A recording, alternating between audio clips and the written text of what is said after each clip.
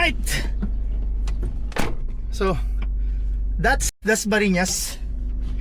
Good morning mga parts and mga Mars. Dasma tayo. Ayun si Chong nagdo-drone. So next stop natin sa ating itinerary.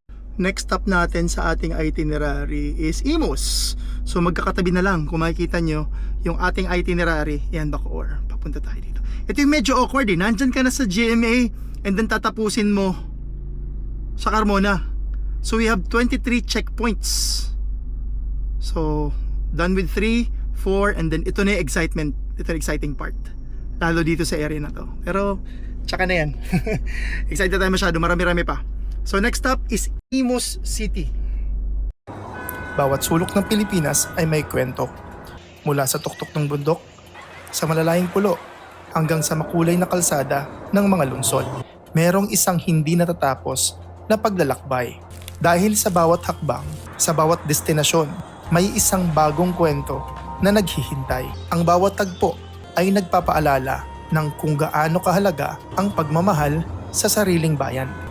Ang pangarap natin, hindi lang makita ang lahat ng ito, kundi ma-experience ang lahat ng adventures, hamon, at higit sa lahat, pagmamahal sa Pilipinas. Tara, libutin ang sariling atin.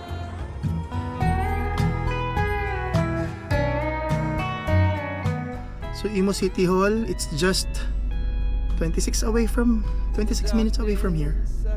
Malapit lang. Ready ka na? Sige lang, hindi pa.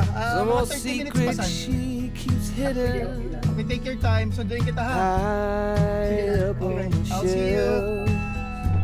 It's all covered in dust. Tawag sa road na to. Ayan. Ang tawag sa road is Carlos Trinidad Avenue. Hindi ko kilala kung sino. So we are on our way to pick up my son, si Poy. Kasi sasama natin sa adventures natin. So family bonding na rin to. Sulit, ano Sunny? Ako nakikipamily. Hindi, ninong pala ako. Family ka, inaanak kita, ninong mo yun. Oh. Family trip to, adventure. Kasi what a better way to enjoy this trip. Sino bang gumagawa nito? Of course, better way to enjoy this is kasama mo yung family mo, syempre. Natural, the heat of the night. If we're lucky, the country music. Kanina, Paliparan, papunta doon. We are back sa Molino, Paliparan Road. So ang maganda kasi dito, meron dito shortcut papuntang Vermosa via Ayala Properties. Kasi susunduin natin yung anak ko. Now, kung mapapansin nyo sa ating itinerary, yung mapa natin is instead of galing Bacoor, dumiretso ng Kawit, diba Bacoor? Instead of Kawit na mas malapit, pumunta tayo ng GMA. Kasi sinabay nga natin sa strategy ng mapa natin is yung dadaanan yung anak. So, yun. Motor naman usually yan. Yeah. Yeah. Oops. So dati sana wala to. So rotonda to with the ano. And then nakuha ni Ayala. Ayan na, Ayala Properties. We need love we never found. I said I love you, said honey not yet. Just keep doing what comes natural. The heat of the night. If we're lucky, the country. So this is Vermosa, Chong. Kilala mo naman na to. Laki na na-improve ng area na to. Mali pala yung minapa natin. So maganda talagang mag-develop si Ayala. Pero ang gusto ko kay Ayala, sample yung Leo sa El Nido. Gumawa ng resort sa gitna ng bundok tsaka tabing dagat. Pero ang dami pa rin mga puno, hindi nila ginalaw. Marunong ko na mag-drive, ano? Nag-learn pa lang po. Oh, nakasalamin na si Poy. So, welcome to our guest. Say hi, Poy, to the camera. Hello. Sulitin na natin. Okay. Okay, so our next stop, let's check first, is Imus City Hall. This is our 4th checkpoint. So, marami tayong adventure ngayon. Sumabay ka lang sa amin. And then basically adventure natin is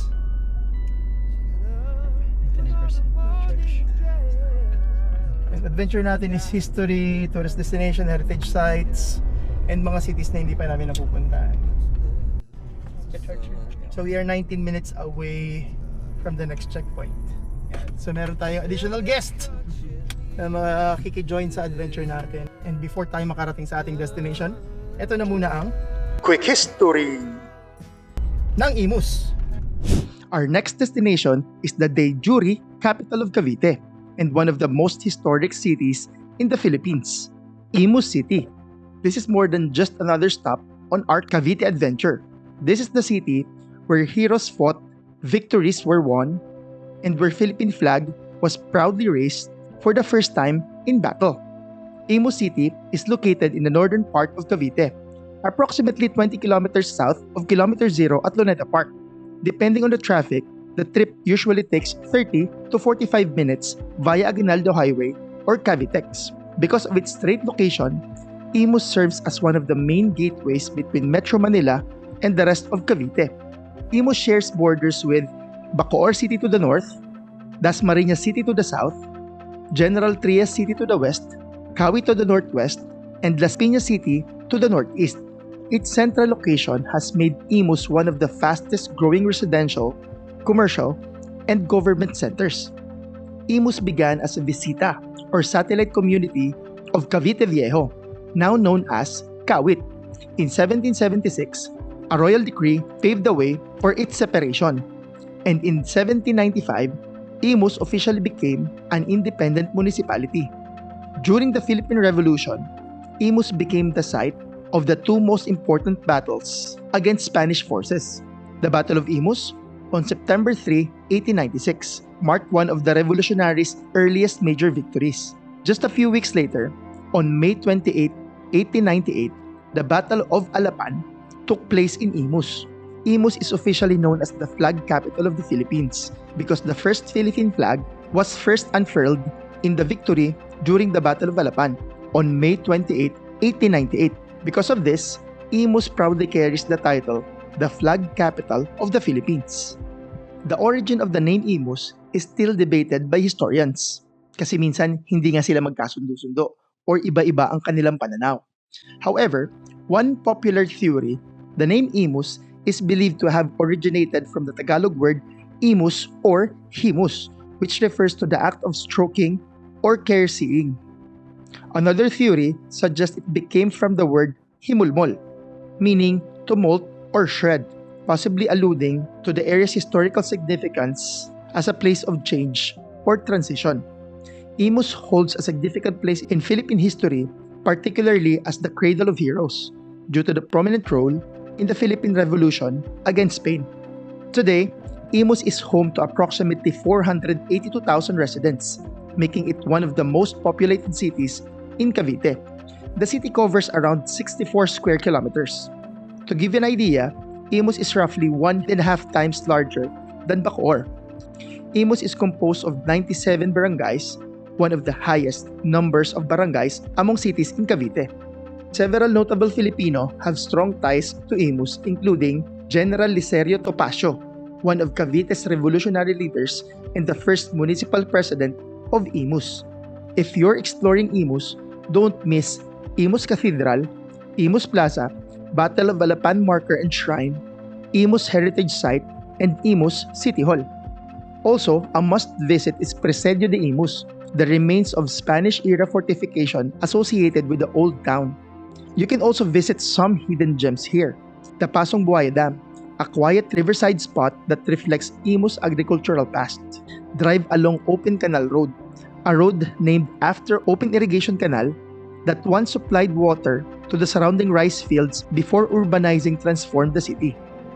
Imus became a component city in 2012, but it has been one of Cavite's most important towns for more than 2 centuries. Before becoming a highly urbanized city, much of Imus is covered by rice fields and haciendas. Even today, roads like Open Canal Road preserved the story of its agricultural roots. From the city, where the Philippine flag first flew in victory, our journey now continues to the birthplace of Philippine independence itself. So we are back here sa Daang Hari Road. Galing tayo dun kanina. Sa area na yun. So, papunta doon yung MCX, papunta doon yung Alabang area. It's just 30-20 minutes away from here, from our original spot. So, next stop natin, 13 minutes while they're enjoying their food. Sana makapagpagas na tayo at check ng tires. Medyo underinflated daw tayo. That's the Ayala Vermosa. And dito sa right side natin, yan, kilala yan. Nakapag testing na rin tayo ng jumps dyan. Ay, ayun na yung dirt track. Bawas na yung dirt track sana eh. Kinat na gagawin ng establishment ito nasa harap and then yung dirt track nasa likod. Makes sense. Sayang ng lupa eh. So we are now approaching a main thoroughfare. Ito overpass ito actually. O yun ang kotse yun sana eh. Baka ayaw yun, no? Mukhang ayaw eh. Ang Jimmy. And so, lilipad tayo across Aguinaldo Highway.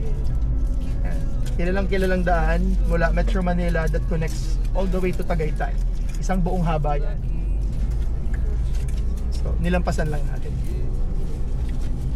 Time check, we are 9 minutes. Tingnan mo naman itong daan na to sa anyo.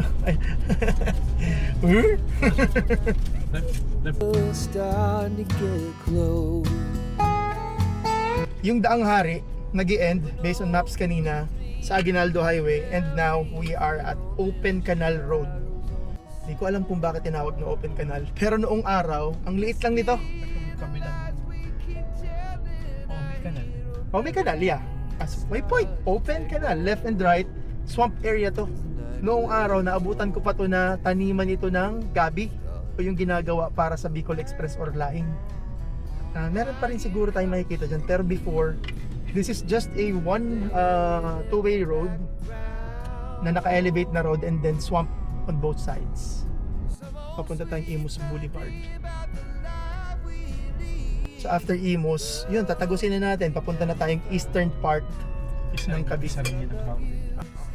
Yun yung adventure. Ano bang mga nilook forward mo saan na pupuntahan natin? So Aguinaldo Shrine, Cavite City, yung Ternate, Maragondon, yun yung mga looking forward ako na mapuntahan namin. Kasi yun talaga medyo historic na yan. Tagal-tagal ko nang gustong pumunta dun sa lugar kung saan hinusgahan si Bonifacio sa Maragondon. Twinning. Ganda.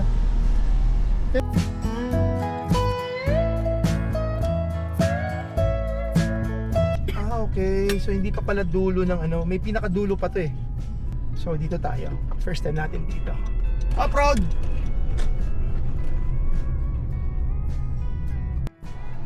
Yan yung expressway that connects sa Calax. From Imus. Yung from Mamplasan. Challenge nga sa amin for today also is yung aming power supply. So sira kasi yung saksakan nito ng USB. So we are charging our gadgets using only power banks. So sana mag-survive or sana makahanap kami ng socket. She got up, put on a morning dress. Trends. Ay, sarado? She rolled over, Baduy! said you want some coffee. Ano ba yan? Anyway. Holiday daw eh. Ha? Holiday. Ito ang city hall nila. Wow, parang GSIS. Okay, so magta-thumbnail tayo dito. Sabay ka po sa thumbnail. Baduy, sarado? Hindi tayo makapasok. Talaga bang dapat sinasaraduhan ng government house? Hindi mo na makapag-picture.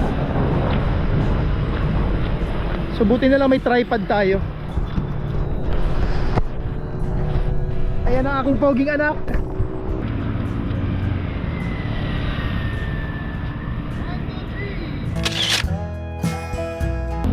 So mga pards, that's Imus. Marami pa tayong bibisitahin at iikutan. If you like this video, please give it a thumbs up and please do not forget to subscribe to the channel para updated kayo sa mga videos at adventures natin. That's it for today mga pards and mga Mars. Sana nagustuhan nyo ang video natin today. At lagi natin tatandaan, hilig man sa kotse o sa adventures, bakit ka pa pipili? Hard work pays off. Pwede both.